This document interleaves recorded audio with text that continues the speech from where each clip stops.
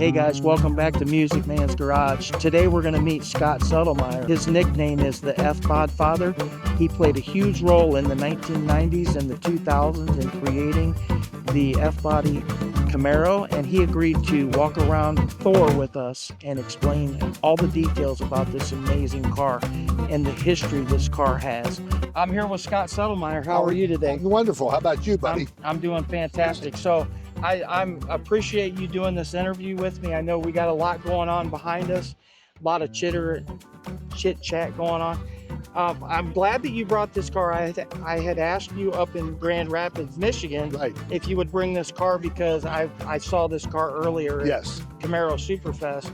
So I was wondering if you could just give me a brief story about how you worked for GM, and then tell me about the car, because the car has a huge history that I'd love to know about. I was basically voice of the customer at GM. And we get captive test fleet vehicles. They're built at least 6 to 12 months before we actually build the regular passenger cars. Right. And we build anywhere from 100 to 130. And you have to accumulate 500,000 miles on the captive fleet, the test fleet combined.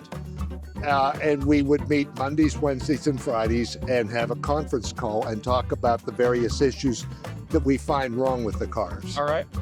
I got this car. It was built in, I believe, late October, early November of 08.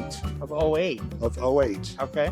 And of course, back then, you know, everybody was getting V6s. Sure. And this was the last captive test fleet vehicle. All right. And I was in Dallas, Texas at an auto show. All right. And I get a call that your captive test fleet is ready. How soon can you be here? Okay. And I was going to say, well, if you can find a rocket ship, I could be there in 20 minutes. Yeah. So I got him. And of course, he's a 2SS with every option on it, including the manual transmission. Every option. Every option. Wow. Now, he didn't have stripes. Okay. Because we didn't have stripes back then. All right. They were an add-on option. I see. So this is the first Transformers package. Right. I had K Graphics, who produced the whole Transformers package, come and put on the Transformers package so that we could unveil it at Camaro's at Carlisle. I see.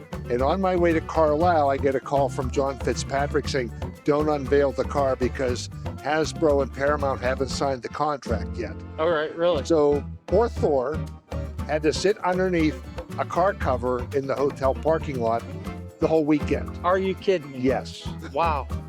So. Yeah. And then you got the approval. Well, we got approval, so we unveiled the car. So captive test fleets tend to get scrapped. Oh. And I put like 15 to 16,000 miles on them. Yeah.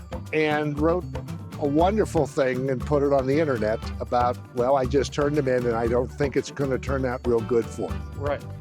So I'm sitting in my office 60 days later and I get a call, Mr. Settlemire, your Camaro's ready. And I went, what Camaro? And they went, your captive test fleet vehicle. Yeah. Well, my cousin was a Chevy dealer, so I gave it to him, rebuilt it to him. Okay. And he sold it to Melissa, who lived about 2 miles from the dealership. All right. And she absolutely went gaga over it and showed him at all kinds of Camaro shows and joined a whole bunch of Camaro clubs. Okay. Well, then they got transferred to Arizona. I see. And my cousin Sue is out there in the wintertime, so I went out to visit cousin Sue. All right. And we met Melissa and her husband for dinner.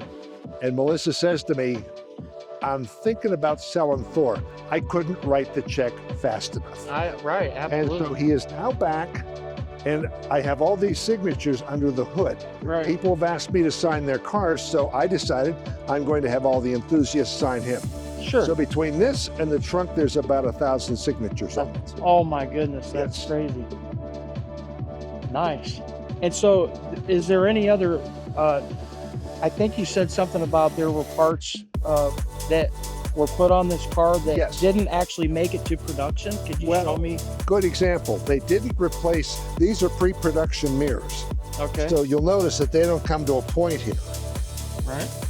Yeah, they don't. It's a 2SS, which means it's supposed to have composite door panels and across the hood. or I see. cost the instrument panel. Okay. When I got them, it had fabric because the supplier couldn't build to our standards. I see. So they put the composite panels on at Milford, Right. but it doesn't have the light pipes in the door. I see. And that's a few of the many things that, you know, are unique about the car. Yeah. The other thing is the wheels. Right. Those are actually midnight silver wheels. Okay. Everything else after captive test fleet, I like to say, has 8:30 at night silver wheels. 8:30 at night. That's pretty 8:30 fun. at night. We wanted to put black chrome on it, and Yeah. GM said no, it's a heavy metal. Right. So that's actually called Manugian silver. This also has the GM chiclet. Right. When Bob Lutz came to GM, he decided we were going to put that GM sign on every car. All right. So for the first year and a half, they all have that GM chiclet on it. Is there anything else that might be on this car that never actually made it to production that No. you know of? Now, I'll show you the door panels. Okay. Get over here. These were fabric, like a 1SS Okay. or a 1LT. Right. And because these are built by an outside supplier, we couldn't actually put them on the first 5,000 cars. Oh, I see. So we had agreed that all of our Camaro disciples would get an early car. Well, the problem is they all ordered 2 SSs. Yeah.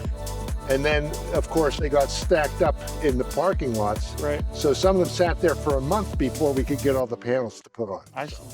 All right. Well, hey, I appreciate it. I appreciate you taking the time Certainly. to give me a quick interview. Certainly.